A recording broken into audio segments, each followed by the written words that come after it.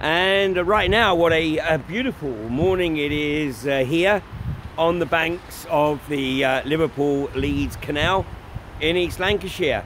Unfortunately, this morning I had to scrape about 3 inches of snow off the car, and I'm guessing that much of the north of the UK has had a dusting of snow last night. But right now it's brightening up, and could be quite a pleasant day as I make my way back to the Misson Springs protection camp.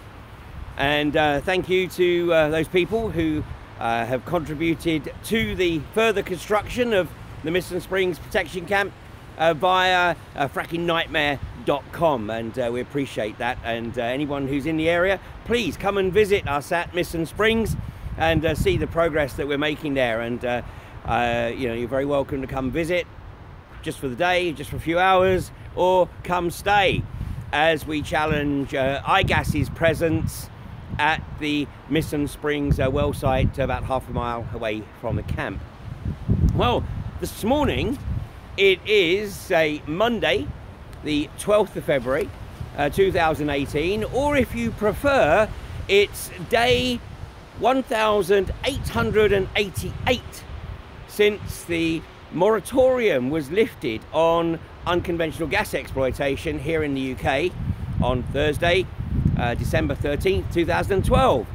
And we're getting very close to 2,000 days, and considering how bullish David Cameron and George Osborne were, and of course Michael Fallon and Ed Davey and Amber Rudd and Andrea Leadsom, and pretty much, you know, everybody that we've seen off since, how they were all gung-ho about how shale gas was going to be the next generation, the interim generation of hydrocarbons, whilst we wait for renewables, despite the fact, of course, that the British government has been reducing subsidies for renewables pretty much systematically since they were instructed to by Lord John Brown and David Montague Smith of Rathline Energy back in 2011 and 2012. Well, day 2000 will be the 5th of June. Now, Quadrilla are really hoping to establish the first frack since, of course, they destroyed the well at Priest Hall back in early 2011 and were subsequently responsible for a significant number of seismic tremors, 2 of which were really quite significant in UK terms in April and May of 2011. And of course that's what led to the moratorium being put in place, but Cameron and Osborne couldn't really wait to lift it, which they did so in 2012, December 2012. So June the 5th is day 2000, and it's very clear that the zeitgeist of the people here in the UK is that they don't want this. This is really the momentum that is building right across the whole of the country, and particularly, of course, in the North and the East Midlands. And over the weekend, it was revealed that another government report had been produced and withheld from circulation beyond, it would seem, the inner cabinet. And this report was commissioned apparently in late 2015, early 2016, and of course at the time that would have been hot on the heels of DEFRA being forced to publish the full unredacted report that they had commissioned regarding the impact of the unconventional gas industry on rural communities around the country. And of course it didn't say what the government wanted it to say. So initially, when they were pushed, they released it with some 80+ sections redacted, and including the entire section on the impact of house prices in rural communities where the gas industry rocks up into town. Well, once that report was fully published, of course it didn't really do the unconventional gas favours, the industry any favours, or of course the British government any favours. So it seems that they wanted another report to get the right answers, but this report actually only confirmed what the DEFRA report had stated. So, in true government form, of course, and this was epitomised in a classic episode of Yes Minister, where any report that doesn't say what the government wants it to say is quietly buried. Well, this report was uncovered by Greenpeace and their investigative team, and what it seems to suggest is that there were at least individuals who were being somewhat more realistic than those who live in the la-la land of the Cabinet Office, or indeed anywhere within government. Because the original government objective was to establish some 4,000 unconventional gas wells by the year 2032, drilling at a rate of 400 wells a year through the 2020s. Well, this new report suggests that a maximum of 155 wells is likely to be drilled by the year 2025. Well, let me actually correct that, of course, because the reality is that you're going to be lucky to get a dozen in the ground. You know, the rising tide of awareness and opposition with communities throughout the country is such that I doubt whether you're going to achieve a dozen wells. And in fact, you know, it could well be that, whilst I'm not counting my chickens, I'm certainly not for one moment going to take my foot, and I'm sure the growing anti-fracking community will not be taking its foot off the proverbial gas here, if you'll pardon the pun, until such time as this industry is absolutely dead and buried. So here we go. This is a report that the government have had access to since 2016, and yet, you know, they've still tried to convince the British public that this is essential policy for national energy security. Well, let me use a technical phrase here. That is complete bollocks. And in fact, of course, there have been other reports which have suggested and stated quite categorically that actually the introduction of a shale gas industry in the UK is really not going to have any significant impact whatsoever on energy security. So who really is driving this? Well, of course, initially it was Lord John Brown, but he then eventually realised that he was backing the proverbial dead horse. So he backed out, and it's been picked up by various successive government ministers who have probably been treated to some very nice lunches by the lobbyists for the industry. And of course now the champion is none other than Jim Ratcliffe, who is the owner of INEOS. And Jim Ratcliffe's personal wealth is reportedly, by Forbes magazine, reportedly $12.5 billion. That's about £9 billion. And just to put that in perspective, that's about 50% more than is credited to George Soros. And we know, of course, how George Soros tries to influence and manipulate global events. And no doubt Jim Ratcliffe will probably be looking to take some lessons from George Soros to see how he can put his obscene personal wealth to better use in terms of the manipulation of national governments to further his own motivation, which is clearly greed. You know, if there was any philanthropy there whatsoever, then you know, we would see it a lot more obviously than he is apparently hiding his generosity to those who are somewhat less fortunate than himself.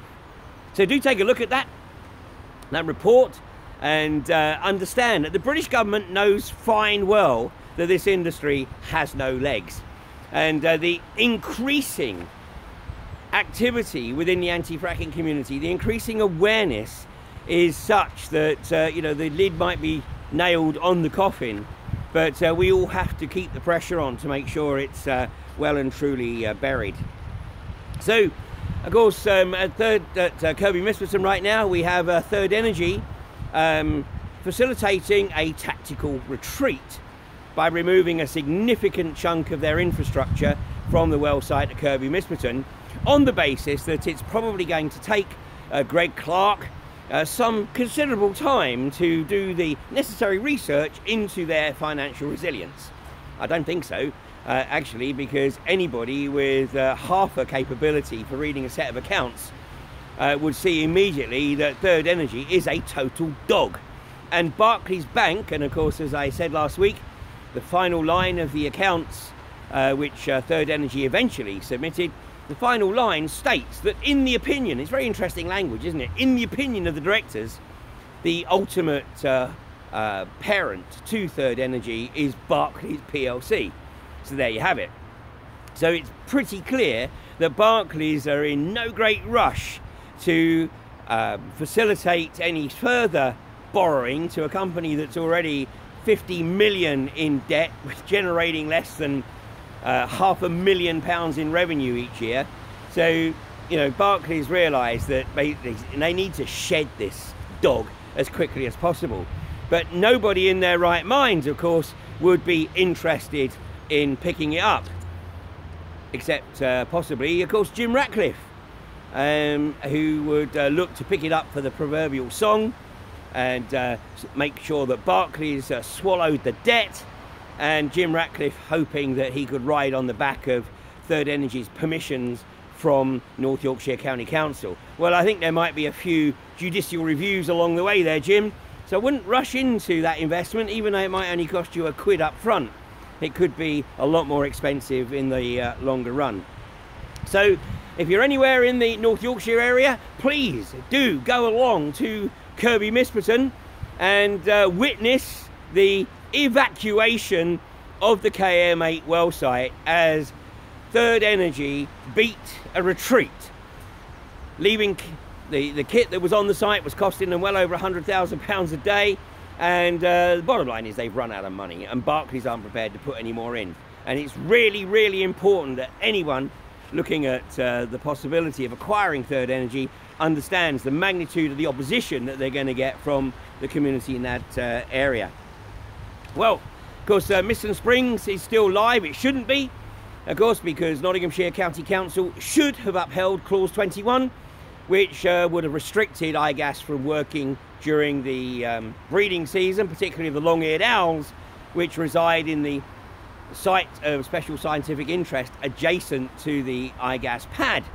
But you know, a few lunches and with the right council officers, and funnily enough, iGas have permission to continue work.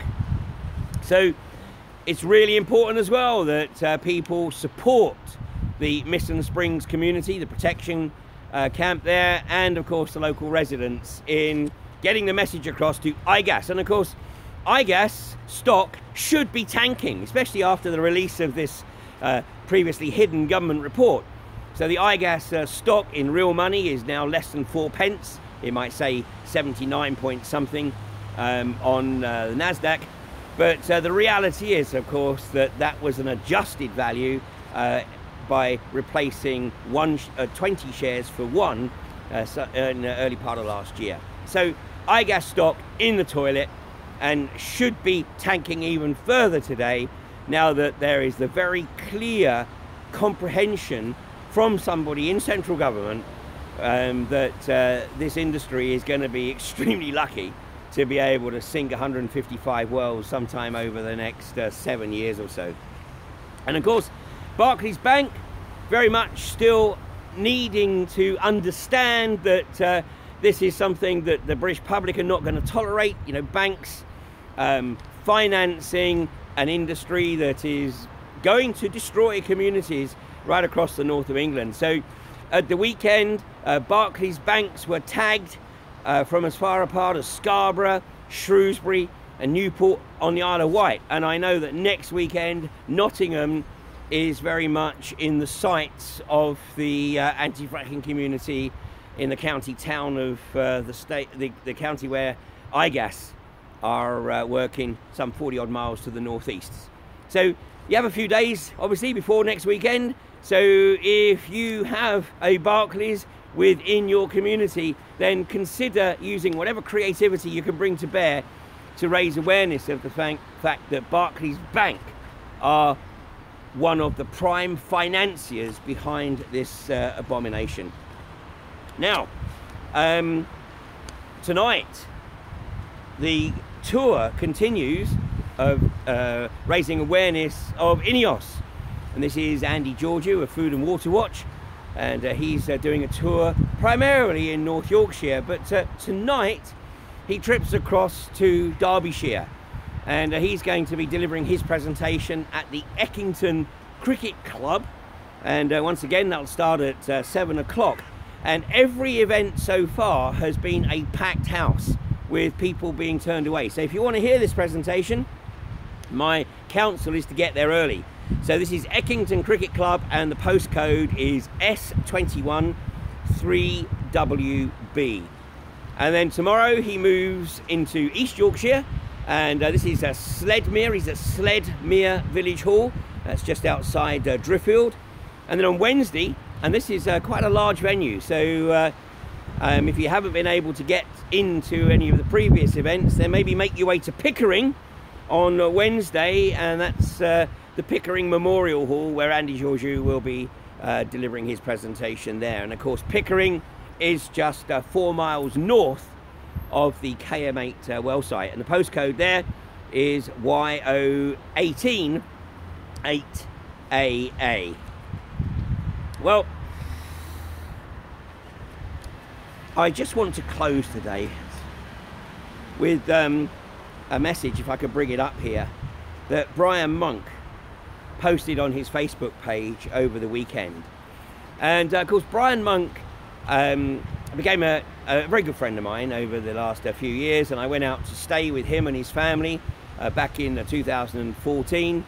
And whilst I was there, I took the opportunity to interview Brian and his son David and John Jenkins and his wife Jo and a number of others, but the others weren't, unfortunately, willing to allow me to put their interview on camera due to the fact that they had signed confidentiality agreements with the gas companies. But Brian and David Monk refused to sign, as did the Jenkins, and unfortunately they've had to live with the consequences of being in the heart of a massive gas field. And the primary operator there is QGC, that's the Queensland Gas Company, which until recently was a wholly owned subsidiary of BG Group, which of course is one of the spin-offs of British Gas. And BG Group is based in Reading. Well, I guess it's about a year ago now or so, but BG Group sold QGC to Shell. So this is now a Shell operated entity. So this is the message that Brian posted. He put, years ago, maybe even a year ago, I would have run up to our boundary technology. Let's see if we can pull it up again.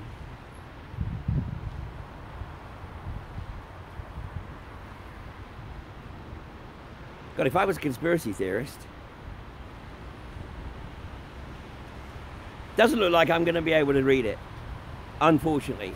But do go to my Facebook page or directly to Brian Monk's Facebook page, and you will read and you will feel the frustration that Brian and his family have through finding themselves living in the heart of a gas field where the first well was drilled just 12 years ago in 2006.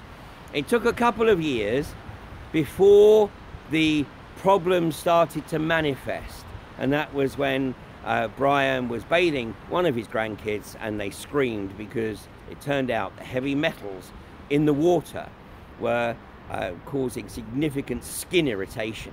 And that was the start of the Monk family quest to expose this insidious industry.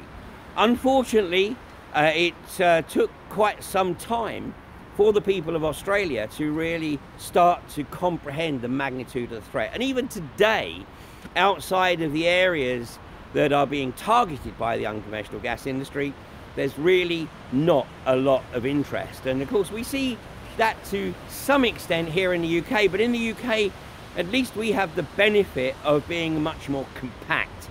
When you take into account that Queensland alone is 7 times the size of the UK, yet some 20,000 wells have been drilled and fracked across southern Queensland over the past 12 years. And the Monk family and the Jenkins family find themselves literally in a situation where they are surrounded with nowhere to go. Now, Brian's frustration is that he feels that the rest of the country just hung them out to dry. I mean, Brian himself says they were caught asleep at the wheel because there was no awareness of what this industry would do, despite the fact that there were people coming over from the US to try to raise awareness in Australia of what would happen if this industry became established. And guess what? 12 years later, everything that they were advised about has occurred. And anyone who thinks that the UK is going to be any different is really living in a fantasy land, because everywhere where this industry has become established, it has left a trail of absolute devastation. And I don't know of a single gas field anywhere in the world that doubles as a tourist industry. And yet, what we are looking to, or what the British government is looking to do, is to establish an industry across some of the most beautiful landscape in the UK, right across the north of England, across the Bowland Shale, from the Lancashire coast to the Yorkshire coast. So please do go and read Brian's message. Let's just see if I got any possibility of bringing it up here. Well, guess what? Hacked, apparently. Anyway, it's there, it's in the public domain, as is everything that I share. And once again, please let me reiterate, I don't expect anyone to take anything I say at face value. That's not the purpose of what I do. I am simply trying to stimulate people's curiosity so that they will look at this for themselves and realize that the magnitude of the threat to the north of England is such that if you don't participate in shutting this industry down, the legacy that you will be leaving future generations really doesn't bear thinking about. So thanks again for joining me this evening. Don't forget, Eckington Cricket Club tonight to see Andy Georgiou's presentation. Otherwise, I shall be back with another live stream tomorrow morning from the Missing Springs Protection Camp. So thanks again for joining me. Have a great day. Stay warm and stay safe.